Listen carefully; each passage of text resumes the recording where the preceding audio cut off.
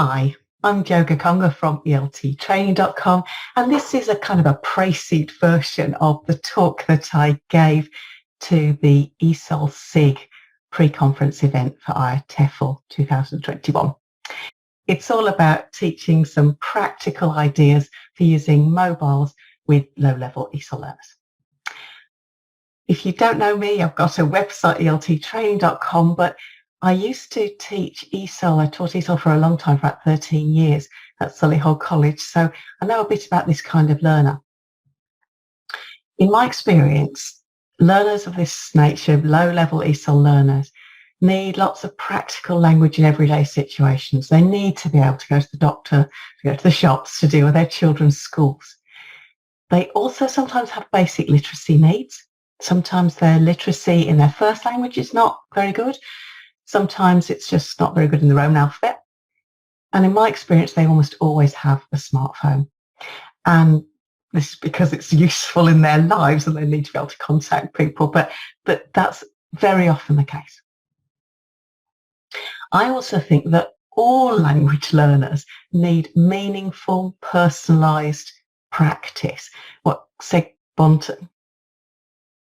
also think that all language learners, whatever their backgrounds, actually need meaningful, personalised practice, what Seglowitz and Gapponton call creative automaticity or automatisation. Essentially, it means doing the same thing again and again, but in a meaningful way. So I think that language learning is strengthened through repetition. If we come back to the meaningful idea, then I think that pictures from mobiles are a great source of personalised language. Obviously, personalised, it's your picture, but you don't have to be too personal. So I think that obviously the learners have a choice about what picture to share. And I think, in my experience, people are unlikely to be unwilling to share at least some of their pictures. If they are, then of course you could use pictures off the internet, but I don't think that's quite so good. It's said that a picture paints 1,000 words, but in my experience, actually, it can often just paint a few words, and it's not very easy to say a lot about a picture. And so it's really important to build it up slowly, to keep doing the same thing again and again, building it up slowly, making it meaningful, making it purposeful. So let's have a look at this. This is a picture from my smartphone. What kind of language do you think is obvious here? I think you're probably going to tell me that it's about food. Well, food, in my experience, is always a very good topic. It's a topic that's guaranteed to get people talking. So the first thing I would do is to have a description of what's in the picture and ask them to listen and ask 2 questions. So you can give them a model. Here's my picture. I'm going to tell you about this. My 2 oldest sons, I have 3 grown-up sons, and the 2 older ones are both vegan. So if we want a family dinner, then it's going to have to be plant-based. These are a favourite in our family. So falafel, you make them by soaking chickpeas. You have to have dried chickpeas. You can't use the tinned kind because they go mushy. So you have to soak chickpeas and then you grind them in a food processor. I always also grind other vegetables, lots of spices, ginger, garlic, cumin, turmeric, lots of things that make curry powder, and lots of it into this. Put them into a bowl with some gram flour and deep fry them. Pro tip, the oil needs to be very hot, otherwise they get quite oily. So I've given you my model. They have to listen, ask 2 questions. They do that, put them into breakout rooms, get them to do the same thing with their partner, with their own picture, obviously.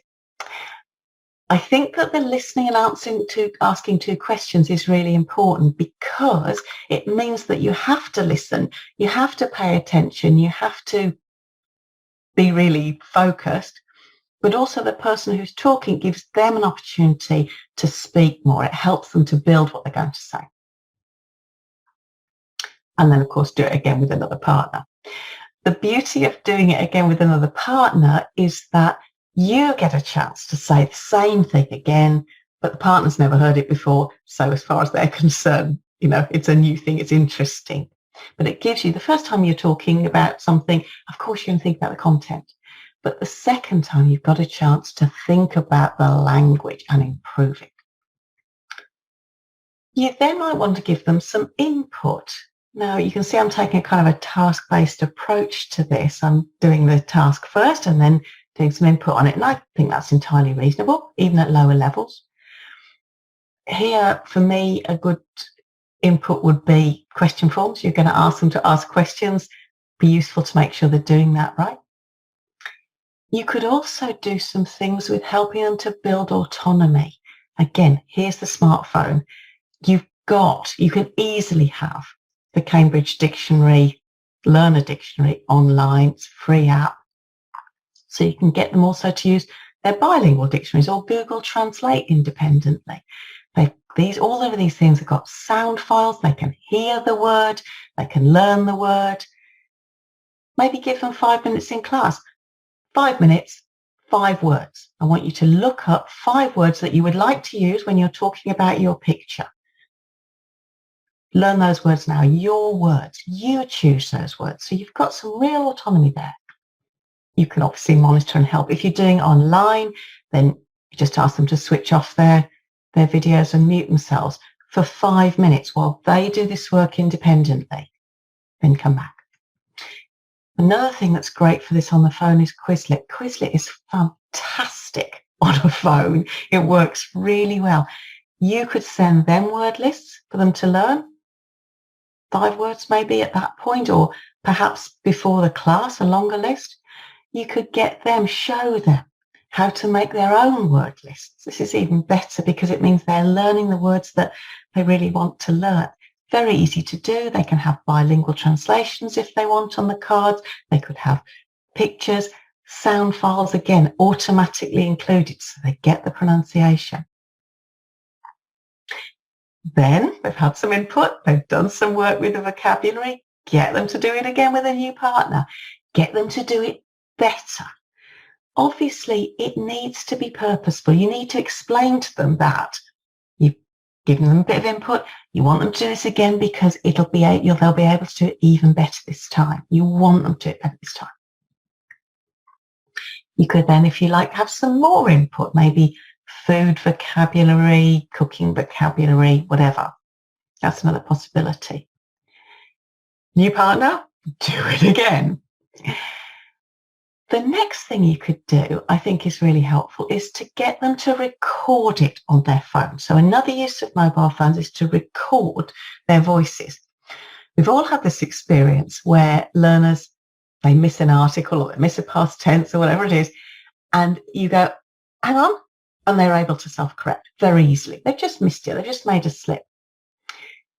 They can do the same things for themselves if they record their language. So again, give them 5 minutes. Say, right, I want you to record what you're going to say about your picture. Record it, listen back to it, and record it again, a better version. This will really help them to be aware of what they're saying, help them to be aware of the kind of language they're using, the mistakes they're making. Are they including that language that they learned before? Make sure that it's meaningful for them, but this is really helpful. You could also get them to send you the sound files, their final sound files. Now, I wouldn't suggest you do this too often because it's very time consuming if you've got a bigger class to listen to them all. But sometimes it's very helpful for you as a teacher because it's a good diagnostic test. You can see what they're having trouble with. You can see what they would like to say, the things you might want to include in further classes. And for them, if they keep hold of that file, listen to a different file in, let's say, 3 months' time or 6 months' time, they'll notice a difference. And that's motivating to see that progress. The other thing you could try with the mobile is to dictate, get them to dictate notes through Siri or whatever else the Android. I'm an Apple girl, so I'm not sure what the Android version is, but I'm sure there is one. Get them to dictate. Now, there are some issues with this potentially because, of course, pronunciation differences will mean that sometimes the words won't come out right. But I think it's a nice thing to try, especially with people who've got low-level literacy issues, be able to show them they can do some writing here, that they can dictate it. If you like these ideas, then there are lots of others on my communication activities resource on my site. It's free. There's also some nice ideas for the inspirational ideas for teaching online. Not free, but I think they're good ideas. And you can see me on the site every week. I put up new material. I hope that was helpful and a bit interesting, and I look forward to seeing you again. Thanks very much. Bye-bye.